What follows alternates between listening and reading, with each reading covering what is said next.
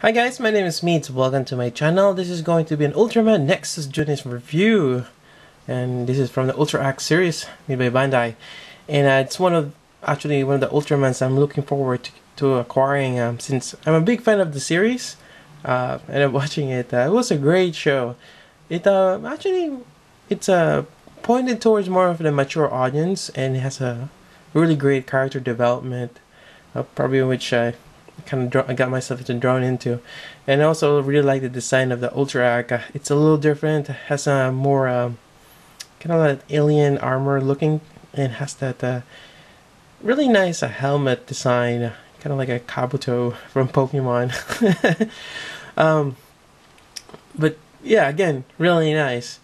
One thing, well, first thing when I open this from the packaging, you kind of feel that it's kind of has the bare minimum. It doesn't have extra heads. I'm not sure if they stopped that extra head where you get that light piping, which in my honest opinion doesn't really work out well. I'd rather have some kind of a silver backing on the back of the eyes, as you can see. Like this one, it works really well just the way it is. Also, yeah, I think that's it. You still have two sets of accessories for the attacks, and this is Junis. Hoping they will release Junis Blue, and I think they're gonna release Noah also, but I think it might depend on the sale on this guy. I do see this really cheap. I'm not sure if it's gonna go through like what happened to the series. It got cut short because of not so good ratings towards the end. Again, it was pointed towards the mature audience, not so much for kids. So, well, you need to capture the kids to get more money or get more ratings, I suppose. But yeah, anyways, I'm really glad that they have this. And yeah, I'm gonna go through articulations and all these gimmicks and hands. All right. So again, this guy has an awesome armor. Gonna have that. You have a vest, and you have this really nice chest clear piece right there, and you also have the Ultraman kind of like a beacon. So you have the blue one, and you also have a red one, which I tried to pry out of the right there. And it's the same way, just pop it out and replace it with this guy. And I think he is limited to the 3-minute time limit for fighting. Yep. And on the back, again, nice armor design, silver, red, and black. It is an awesome design. I really like this one. One of my favorite Ultra Act designs out there. And you also have this kind of blades on his forearms, also on the back. Although I think this is what he mostly used for combat. Yep, for combat. And I'm starting to like this design now. I mean, the armpit area where you can fold. I mean, it's hollow, but it does give you more flexibility, and it's not as like the older design where it's all solid. But you kind of get caught on something. So you have a swivel right there. Elbow bend. We have 2 joints. And you have the wrist. You have the ab area, pretty good. You have the neck, side to side. Can look up.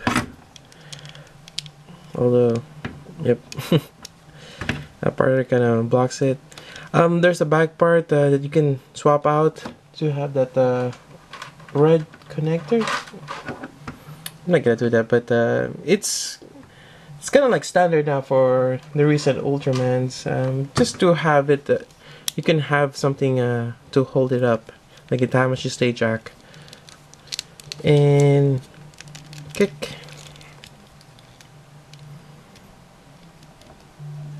Knee bend. And you get this heel. So yeah, really great articulation. And let's go with the hands. I forgot to mention that the joints on this one's pretty good. I didn't have any problems on the hip or actually in the wrist, which I'm gonna show in a bit. So for the hands, you're gonna have this open hand right here.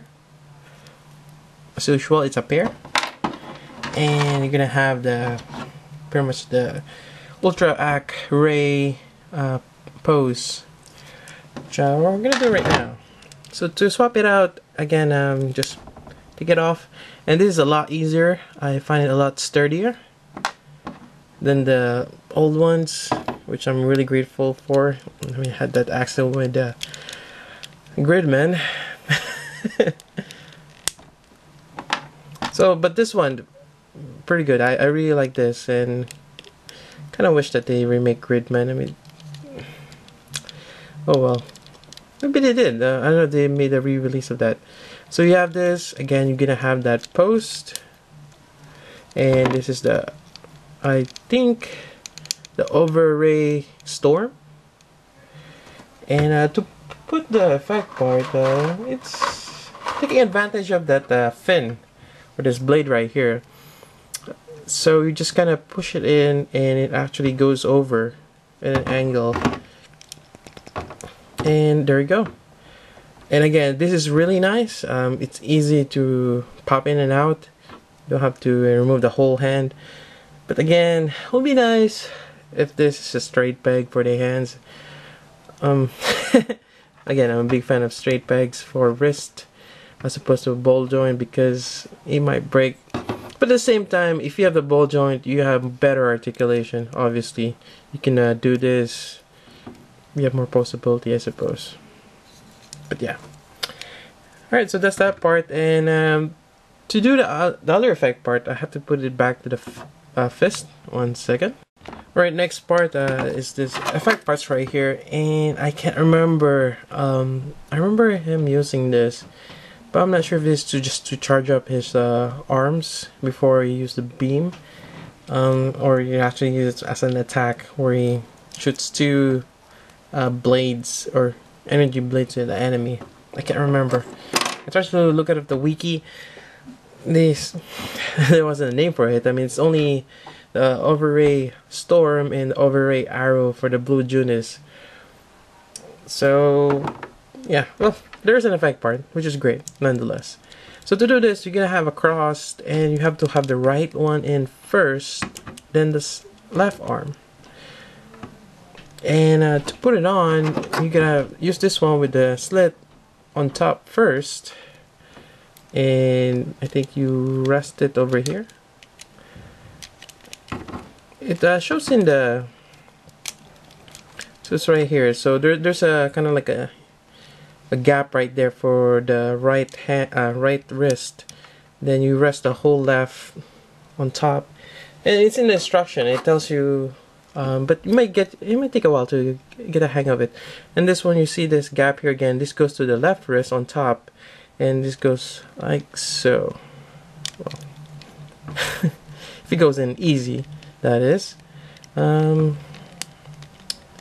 on.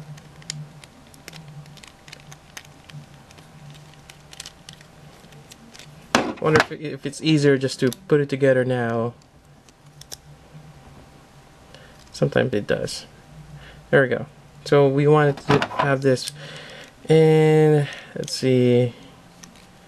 Can't remember. Okay, wait. This goes this way. Yep. And other one that way. And it got. Oh. Sorry if I'm struggling a little bit, but I'm getting there. It's just a little hard, again, doing this behind the camera. Yep, that's gonna be my excuse. Alright, there we go. I got it in, and you know, it's not hard. It's just, you gotta make sure that this one rests on this energy beam, and the other one rests over there, and there are gaps to kind of hold it all together. And I think there's a cool energy effect part.